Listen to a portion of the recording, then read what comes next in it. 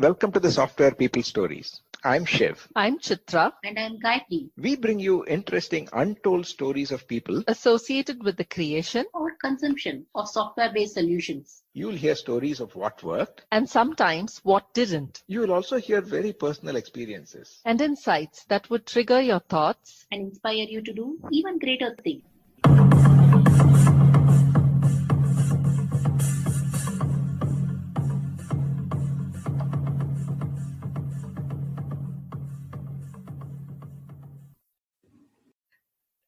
Hi, and welcome to this brand new edition of Software People Stories in 2021.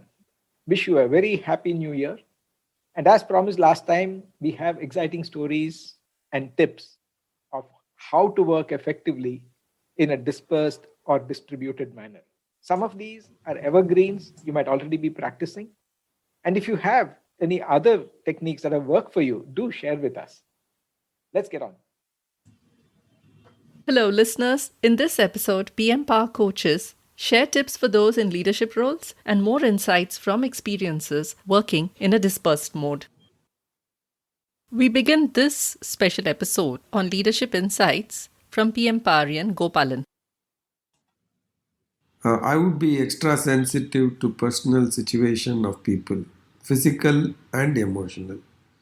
Lack of direct view makes it difficult for you to observe body language and you can't see their facial expressions. So you will not be able to navigate your discussions based on these feedback that you get when you are in person. So one of the things that I would recommend you do is keep your communication bandwidth very high. Sometimes task or work related demands will be not so demanding in terms of keeping in touch. But in spite of that, you should ensure that you are talking to the coaches at least a few times in a month. That would be a good way to make sure that you understand how they are doing and you'll be able to relate and communicate better. As an observer and having the opportunity to personally engage with a leader, let's listen to PM Parian Shivakumar and his narrative around what a leader faced along with employees and customer situations. Stuck in this relative's household and observing a senior leader in a major bank in the UK, head of the data analytics and reporting team in Chennai. So I could observe some of the challenges firsthand and also, discuss with this leader on how things were going and what were the various things that he was doing to, ensure service as usual as far as possible to the UK-based customer. The leaders team had become truly dispersed with a number of folks, especially the bachelor folks in the team, having been told to go back to their hometowns. And many of them stayed back in Chennai working from home. So the dispersal was complete from Chennai, from home, from various other towns in and around Chennai and even in other states. After the initial focus on setting up the infrastructure, etc., for work from home for the entire team were sorted out, the next focus was the physical and mental well-being of the team members. That became a very critical area for the leader to address. 40-odd team members spread across various locations.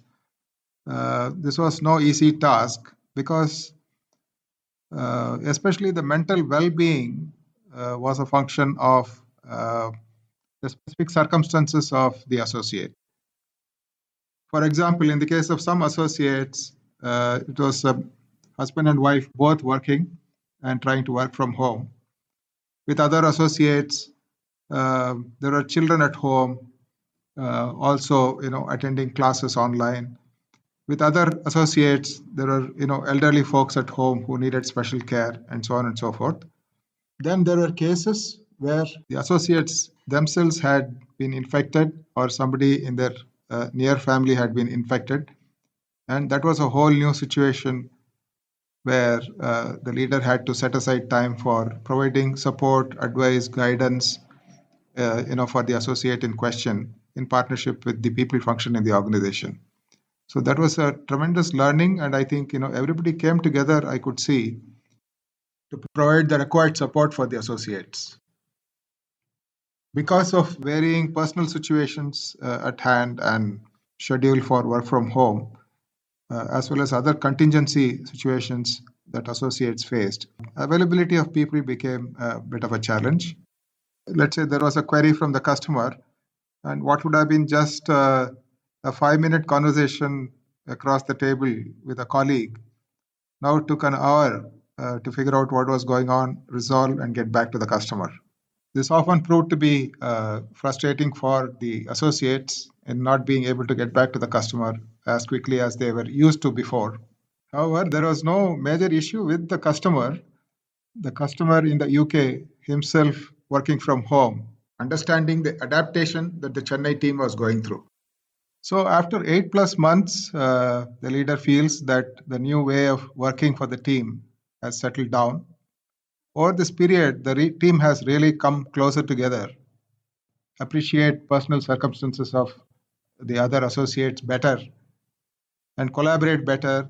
That's an unexpected plus of working from home for an extended period. Shivaguru shares a few tips and insights into what it takes to be an effective leader while working in this dispersed mode. So, the first thing to be effective as a leader, even otherwise, and more so in this dispersed mode of working, is the empathy with both the team as well as every individual in the team, every person that you connect to. And not limiting only to your team, but also your peers when there are dependencies, when there are opportunities that you could support the others.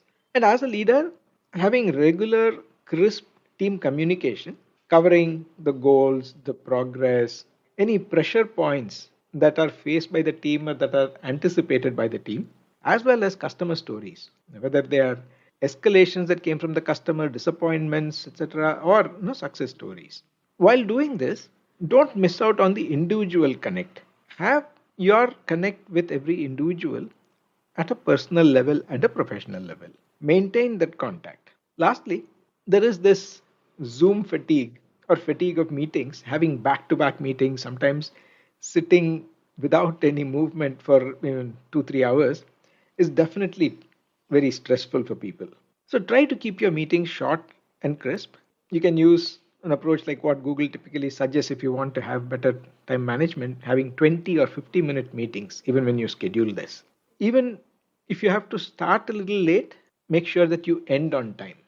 These are definitely some tips that have worked for me, and I hope that they would work for you as well. All the best. We'll see better times in 2021. Our PM Power colleague and coach Srini sent us some tips as well. Here's what Srini had to say. Make sure that you stay aligned with your organization and its perspective on remote working. If your perspective on work from home is not aligned with the current thinking, take a step back and see how you want to make it work effectively. Connect with people who are silent workers by yourself and don't overdo anything. And finally, Paramu gives us tips across a wide range for leaders to consider, from the supply chain to employees and even family members. Here are some tips for someone taking up a leadership role in this dispersed model of working. First of all, the leader should understand that the whole supply chain is affected. This means that your customers will understand that the situation you are in is as much like the situation that they themselves are in. And so they will work this into their expectations from you. Your expectations from your suppliers and your team members must also accordingly change. This changed expectations at both ends should be built into your business model. Your associates may be working from home, which may not produce the same output as working from office. Remember, your associates' partners, their children, and their social environment are going through exactly the same challenges that you yourself are facing in your home work environment. So empathy and your social quotient need to become as high as possible. The second thing is, as a leader, if you are a family person, remember that your family is as important or more important than your work. Your partner may be going through the same challenges that you and your associates are going through. So supporting each other becomes more critical than ever in this environment. The third thing I think is that you must encourage your teams, all of them, to establish a set of team norms that is acceptable and accepted by all members of each team. Since people cannot have the normal water cooler moments to temper their sometimes negative feelings for each other, it is important that these norms are established that everyone follows so that there is no unnecessary gnashing of teeth. The fourth thing is to encourage your teams to have fun. Have some e-meetings just to bullshit around, play pranks on each other, the normal things you do in office. These then are some of the things that you can do to make a life of remote working more bearable. Hope you find these tips that work for us useful in your context as well. So if you have anything else that you've tried that worked, and like we do in the Software People Stories, we'd like to also hear things that did not work. Please share it with us. Send it to podcasts@pm-powerconsulting.com. It was very helpful listening to these tips. The fact that there is a leader inside each and every one of us, and how we can be effective and continue to sustain in these new modes of working. I hope everyone has had a good, restful time during the holidays over Christmas and New Year. Thank you so much for being listeners of our podcast show. And like Shiv says, please share your feedback and your stories with us. Looking forward to a lot more stories in 21. And looking forward to hosting a lot more people in 2021. So please do write into us if you wish to be a guest on the Software People Stories.